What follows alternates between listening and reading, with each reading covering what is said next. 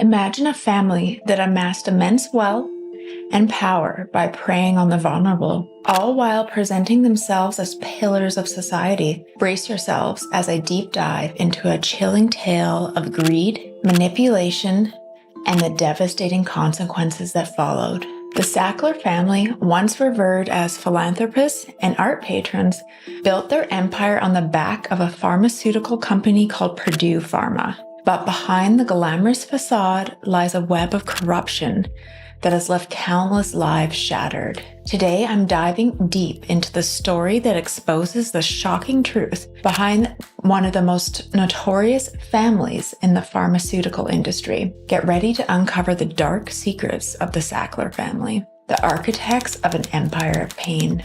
The northern section of the Metropolitan Museum of Art is a spacious and open area, characterized by a wall made entirely of glass.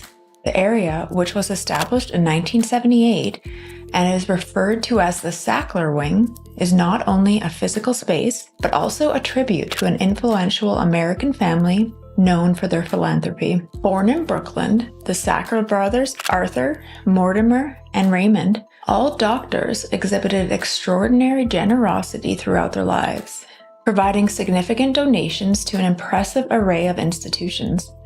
Many of these establishments now proudly bear the Sackler name, including the Sackler Gallery in Washington, the Sackler Museum at Harvard, the Sackler Center for Arts Education at the Guggenheim, the Sackler Wing at the Louvre, and Sackler Institutes and facilities at Columbia, Oxford, and numerous other universities. The Sacklers have also funded professorships and supported medical research initiatives. According to Forbes, the Sackler family has now emerged as one of the wealthiest in America, amassing a combined net worth of $13 billion, surpassing even the Rockefellers and the Mellons.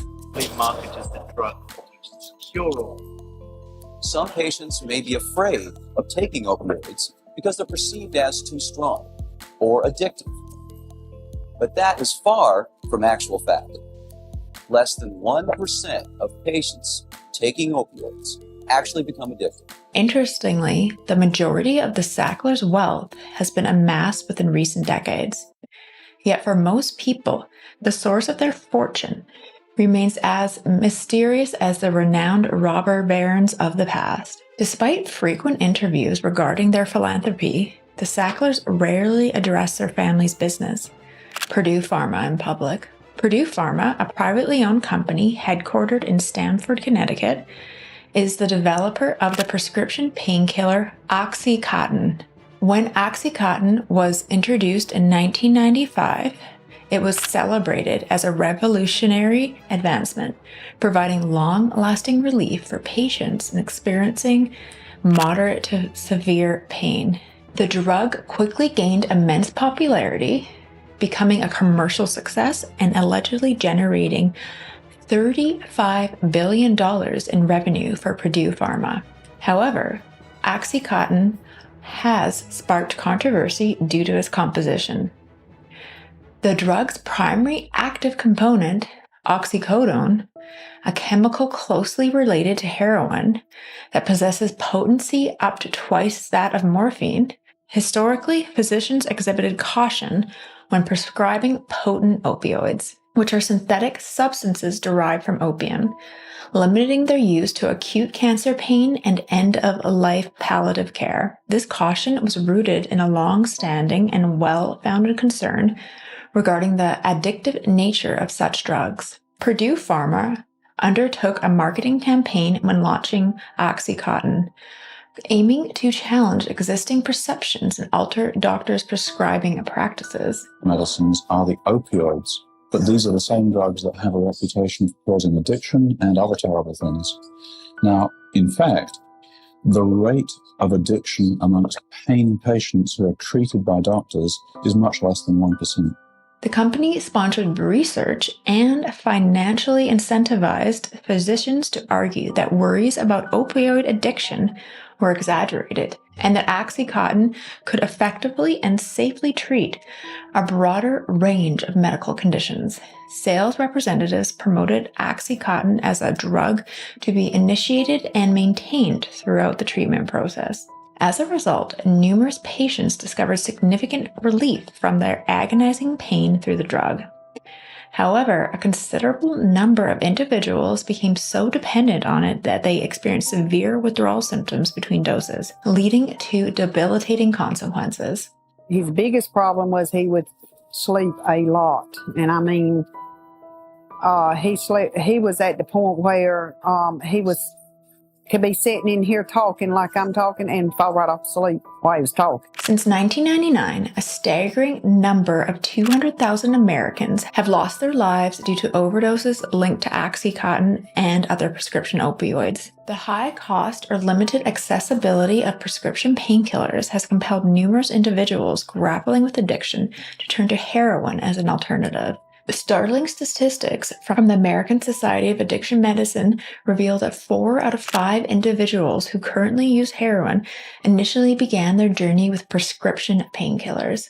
According to the latest data from the CDC for Disease and Prevention, opioid overdoses now claim the lives of approximately 145 Americans each day. The opioid crisis can be primarily tracked back to a significant change in prescribing practices, a change deliberately orchestrated by Purdue Pharma. When examining the prescribing patterns of various opioids, it becomes apparent that a substantial surge in prescriptions occurred in 1996.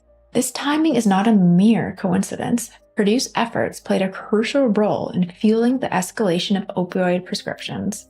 During that same year, Purdue Pharma initiated a comprehensive campaign that involved disseminating misleading information to the medical community regarding the risks associated with opioids. Purdue bears a majority of the blame, stating that they hold the lion's share of responsibility. While numerous buildings proudly bear the Sackler name, Purdue Pharma's website makes minimal mention of the family, and the company's official list of board members conveniently omits 8 family members spanning 3 generations who actively hold these positions. The family's name has been promoted as a symbol of philanthropy and success within the capitalist system. Their immense wealth has been accumulated at the expense of millions of people who have become addicted to opioids. The fact that they have evaded significant consequences for their actions is deeply shocking. Arthur Sackler was regarded as the patriarch of the Sackler family. Arthur himself was a charismatic and distinguished individual, characterized by his distinctive gap-toothed smile. He possessed a wide range of knowledge and expertise, having received training from the esteemed Dutch psychoanalyst John H.W. van Hultgingen, whom Sackler proudly referred to as Freud's favorite disciple. Arthur, along with his brothers, was raised in Brooklyn during the challenging times of the Great Depression.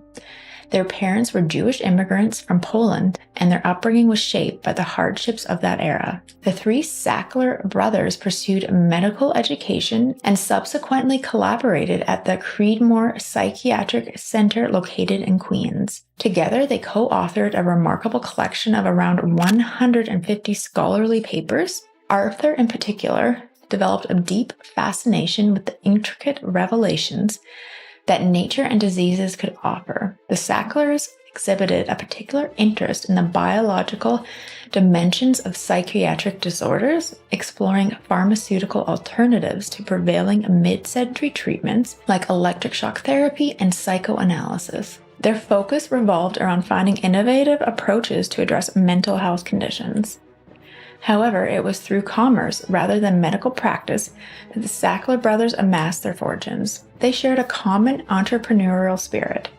Even in his teenage years, Mortimer demonstrated his business acumen by assuming the role of advertising manager for his high school newspaper. He successfully secured a cigarette advertisement from Chesterfield, earning a substantial $5 commission, a significant sum during a time when even doctors struggled to make ends meet.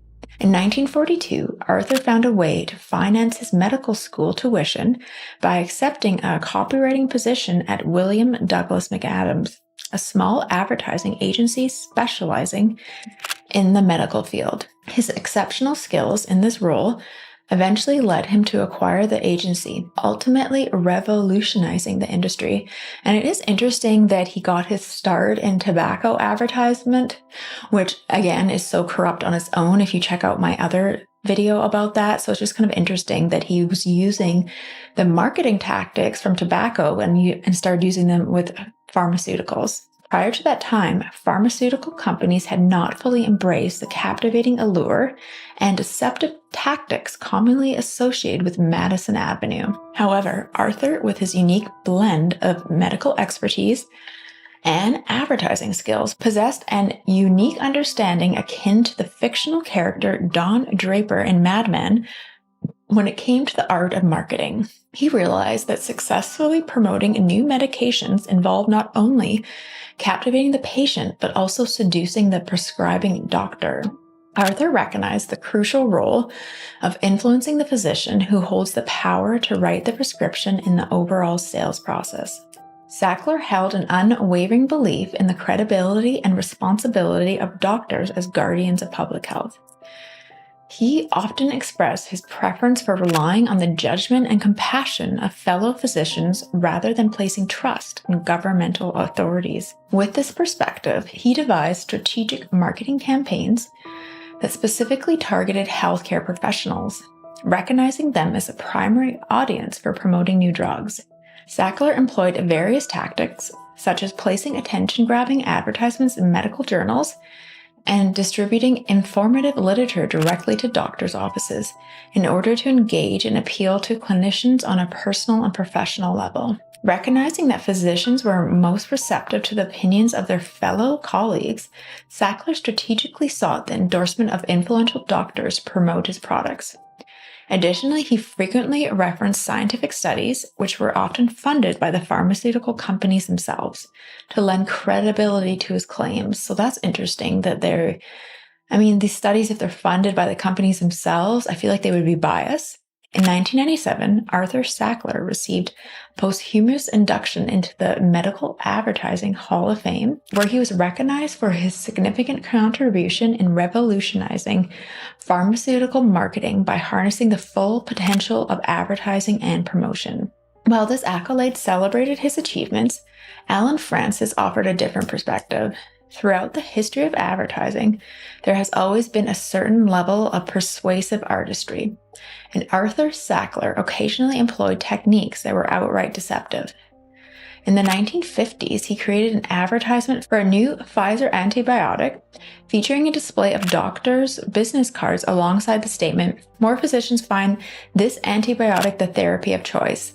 This approach was akin to featuring a prominent athlete like Mickey Mantle on a box of Wheaties cereal. However, in 1959, an investigative reporter from the Saturday Review attempted to contact some of the doctors whose names appeared on the cards, only to discover that they did not actually exist. This incident exposed the falsity behind the advertising tactic employed by Sackler. In the 1960s, Arthur Sackler achieved significant financial success through the marketing of tranquilizers, particularly Librium and Valium. One of the Librium advertisements featured an image of a young woman carrying a stack of books, implying that even the ordinary anxiety experienced by college freshmen when leaving home could be effectively managed with tranquilizers. The accompanying text suggested that these students might experience a sense of identity loss and encounter anxiety in the new university environment. This advertisement was published in a medical journal targeting healthcare professionals as the intended audience. Sackler's promotional efforts for Valium encompassed such a broad spectrum of applications that in 1965, a physician raised the question in the journal Psychosomatics, "When do we not use this drug?" One of the campaigns actively encouraged doctors to prescribe Valium to individuals who showed no signs of psychiatric symptoms, stating, "For this type of patient with no identifiable pathology, consider the benefits of Valium." Surprisingly, the manufacturer of Valium had not conducted any studies on the drug's potential for addiction. According to Wynne Gerson, who collaborated with Sackler at the agency, the Valium campaign proved highly successful, particularly due to the drug's remarkable effectiveness. Gerson later stated that while Valium had the potential to create dependency in people, it undeniably delivered positive results. By 1973, American physicians were issuing over 100 million prescriptions for tranquilizers annually, leading to countless individuals developing a dependency on these medications. The Senate conducted hearings to address what Edward Kennedy referred to as a nightmare of dependence and addiction. While Arthur Sackler managed his advertising agency, he ventured into publishing by establishing the Medical Tribune, a bi-weekly newspaper that gained a readership of 600,000 physicians. Despite criticisms pointing out the potential conflict of interest between his roles as a pharmaceutical advertising company head and a publisher of a doctor's periodical, Sackler dismissed such concerns. However, in 1959, it was revealed that a company owned by Sackler MD Publications had paid Henry Welch, the head of the antibiotics division at the FDA, nearly $300,000 in exchange for Welch's assistance in promoting specific drugs. On occasion, during his speeches, Welch would incorporate advertising slogans of certain drugs. Once the payments made to Welch were exposed, he stepped down from his position. And I feel like this is probably still going on, just with other drugs. In 1952, the Sackler brothers acquired Purdue Pharma, a modest patent medicine company located in Greenwich Village. The company produced everyday products such as laxatives and earwax remover. Court documents indicate that each brother would have a 1/3 stake in the company. However, Arthur, engrossed in his publishing and advertising pursuits, assumed a passive role. Arthur treated his brothers more like his successors and apprentices than his siblings. With Raymond and Mortimer now serving as joint CEOs, they had their own company to oversee. During the 1960s, Senator Estes Kefauver, hailing from Tennessee, took charge of the subcommittee focused on examining the rapidly expanding pharmaceutical industry. Having previously conducted investigations into the mafia, he held a particular fascination with the Sackler brothers. A record prepared by the senator's staff highlighted the comprehensive nature of the Sackler empire, stating that they had complete control over the entire process of developing a new drug. This included conducting the clinical trials, securing favorable reports from affiliated hospitals, devising advertising strategies, creating promotional content, publishing articles in their own medical journals, and even planting articles in newspapers and magazines. So this is insane. In January 1962, Arthur Sackler made a trip to Washington to provide a testimony before the senators' subcommittee. Facing a panel of senators, Arthur Sackler proved to be a formidable and elusive respondent, skillfully evading pointed questions and maintaining a composed and prepared demeanor throughout the hearing. Despite the senators' attempts, they were unable to land a significant blow on him. At one instance, Sackler even pointed out an error made by the senator, highlighting the lack of medical training among the senators. When questioned about his promotion of a cholesterol drug with undesirable side effects like hair loss, Sackler laughed and replied, "I would rather have thin hair than thick arteries." For millennia, humans have been cultivating the opium poppy, a plant that was recognized for its therapeutic properties by the father of medicine. However, throughout history, people were also aware of the addictive risks associated with this powerful drug. Even in ancient times, the poppy symbolized both sleep and death for the Romans. In the 1980s, Raymond and Mortimer Sackler achieved significant success at Purdue with a groundbreaking painkiller known as OxyContin. This innovative medication utilized a patented controlled-release formula delivering morphine in a controlled manner. The drug had a gradual dissolution process, gradually entering the bloodstream over several hours, hence the name Contin for continuous. OxyContin proved to be a massive success and became Purdue's top-selling product. However, as the late 1980s approached, the patent for this drug was nearing expiration, prompting executives at Purdue to seek a replacement drug. Playing a central role in this endeavor was Richard, the son of Raymond Sackler, who had followed the family tradition and pursued a career in medicine.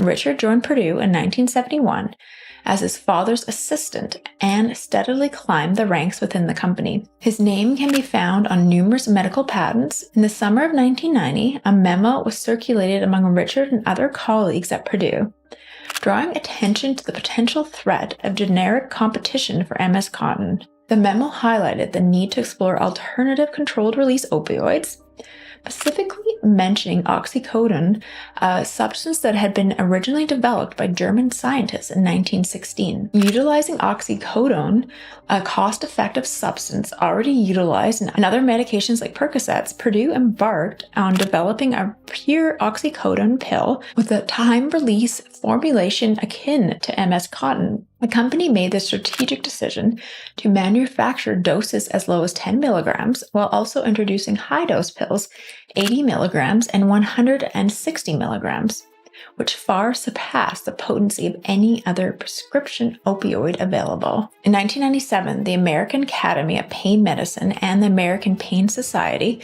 jointly released a statement on the utilization of opioids for chronic pain management. The committee responsible for drafting the statement was led by Dr. J. David Haddocks, who had financial ties to Purdue and served as a compensated speaker for the company. Richard Sackler put in immense effort to ensure the widespread success of OxyContin, expressing his unwavering dedication to the drug's triumph. In 1995, the FDA granted approval of OxyContin to be used in the treatment of moderate to severe pain. Notably, Purdue had not conducted any clinical studies to evaluate the drug's addictive potential or substance abuse potential. Nevertheless, the FDA took an unusual approach by endorsing a package insert for this drug that asserted its superior safety compared to any other pain medications. This claim was based on the belief that the patented delayed absorption mechanism reduces the risk of abuse. David Kessler, who served as the head of the FDA during that period, stated that he had no direct involvement in the approval of OxyContin. Dr. Curtis Wright, the FDA examiner responsible for overseeing the approval process, left the agency shortly after. Within 2 years, he secured a position at Purdue. So again, we've seen this before, where someone works for the FDA, approves something, and then goes and works for the company.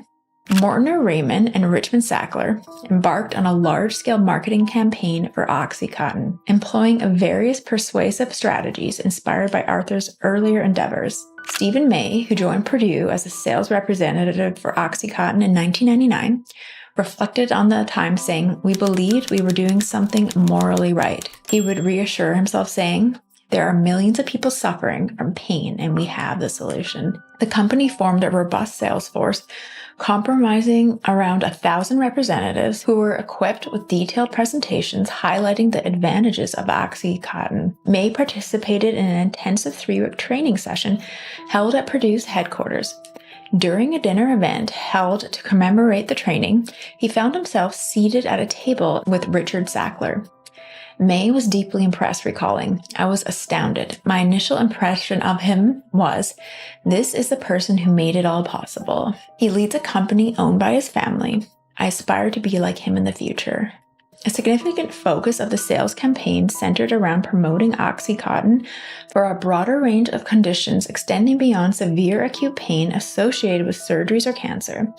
The drug was marketed as suitable for treating less intense but chronic pain conditions such as arthritis, back pain, sports injuries, and fibromyalgia. Purdue aimed to create an impression that OxyContin had a wide spectrum of applications. Confidential company documents revealed that Purdue's officials became aware that many doctors mistakenly believed that this drug and the active ingredient in it was less potent than morphine. Exploiting this misconception became part of the company's strategy. That's crazy. They would just give it to people with like a minor pain, and then clearly they got addicted. A memo from 1995 directed to the launch team emphasized Purdue's intention not to restrict the use of OxyContin solely to cancer pain.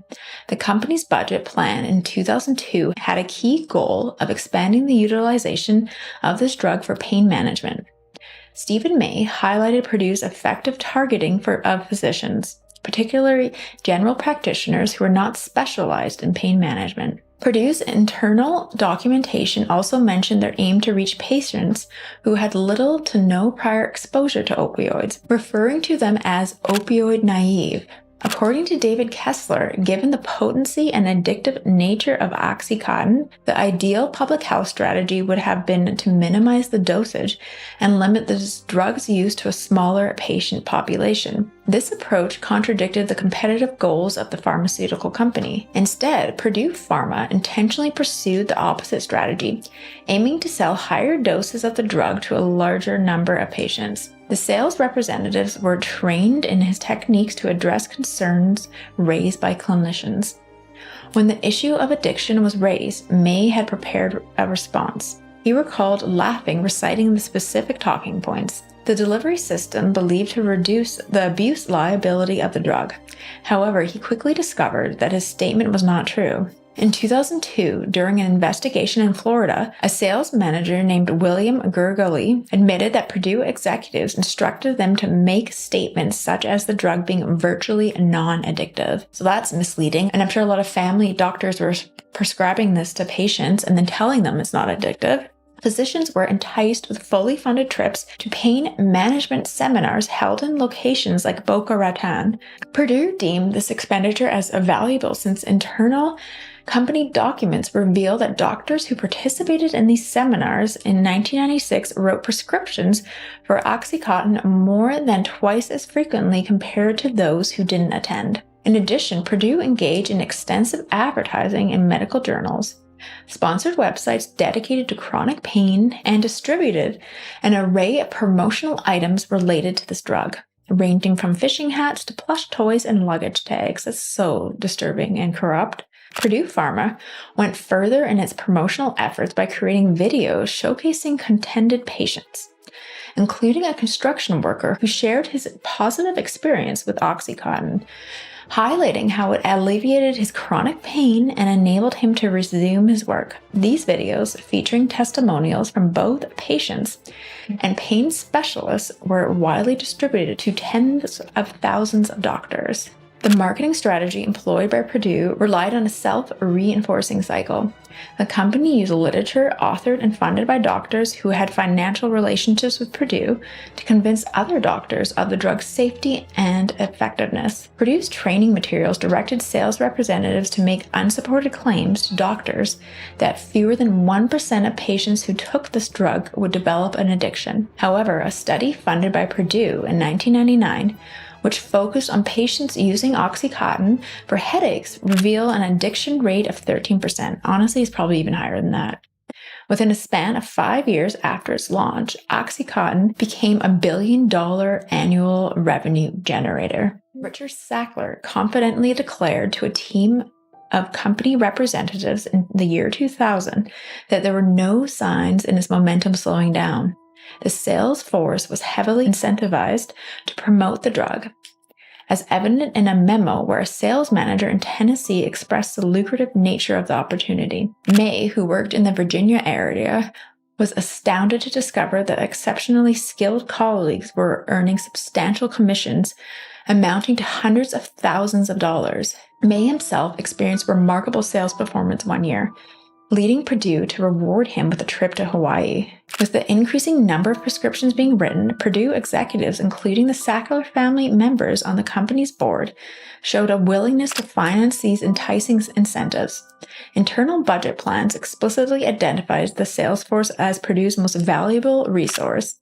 In 2001 alone, the company distributed a substantial sum of $40 million in bonuses. Shortly after OxyContin was introduced, reports emerged indicating its misuse in rural areas such as Maine and the Appalachia. People discovered that by grinding the pills and snorting them or dissolving them for injection, that they could bypass the intended time-release mechanism and experience a powerful narcotic effect all at once. Ironically, the warning label included with each prescription inadvertently provided information on these methods, cautioning that breaking, chewing, or crushing the tablets could result in a rapid release of a potentially harmful dose.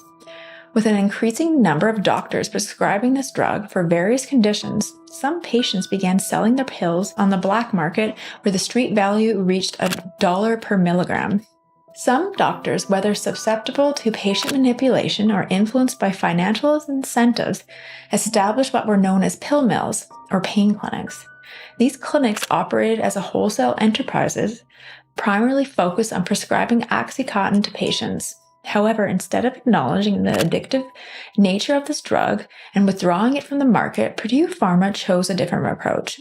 The company claimed that the issue was not the drug itself, but rather the misuse of the drug by recreational users. Purdue Pharma consistently maintained that their product was undetermined by a group of drug abusers. During a congressional hearing in 2001, Michael Friedman, the executive vice president of Purdue, defended the company's marketing practices, stating that they had been cautious and responsible. According to him, the reports of abuse primarily involved individuals misusing the medication rather than patients with legitimate medical requirements. Arthur Sackler expressed the belief that individual responsibility played a significant role in all of these issues, and Purdue adopted the position that OxyContin overdoses were primarily a matter of personal accountability rather than the drug's addictive qualities.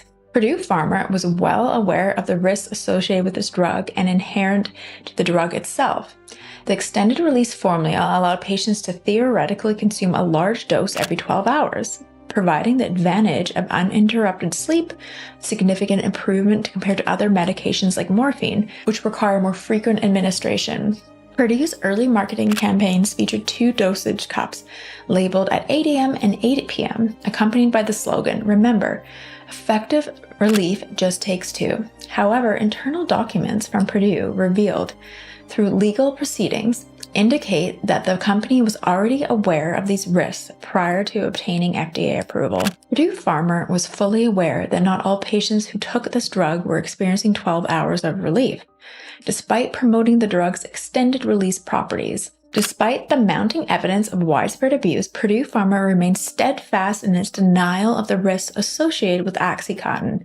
The company's primary concern was ensuring continued access to the drug for pain patients rather than acknowledging the dangers in it. Purdue's sole focus was on making the product available to patients. Sales reps, including Stephen May, were instructed to downplay the controversy, disregard reports of abuse, and continue promoting the drug.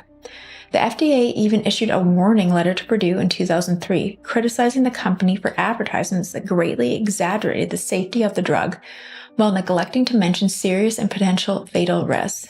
Arthur Sackler, in his regular column of the Medical Tribune, often focused on the unethical practices of tobacco companies. In 1979, he expressed his dissatisfaction with the vague warnings on cigarette packages, referring to them as weasel-worded and inadequate. Sackler argued that the health hazards associated with smoking should be clearly specified. This is interesting considering he used these tactics. The Sackler family are the original architects and major beneficiaries of the opioid epidemic and should face public criticism. The Sacklers deceived the FDA by falsely claiming that OxyContin provided 12 hours of relief and concealed its addictive properties.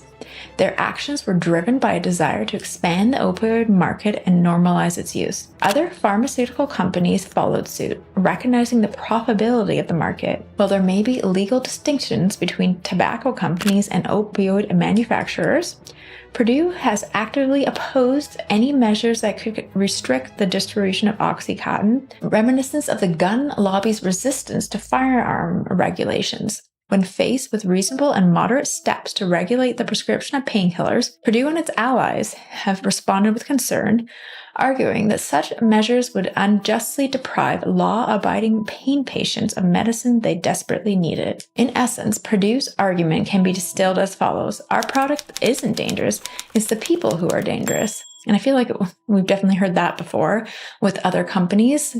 The Sackler family wealth and reputation have managed to evade the same level of scrutiny that have been directed towards other controversial figures. While many individuals and institutions have faced revelation based on their historical actions, the Sacklers' questionable business practices continue to persist in the present day. So let me know in the comments below. I just find this so disturbing, this story, and it's crazy. Even in Canada now, they're prescribing what is even stronger than OxyContin to addicts on the street, and then they're using that to sell to young teenagers so they can get fentanyl. And it's just this vicious cycle.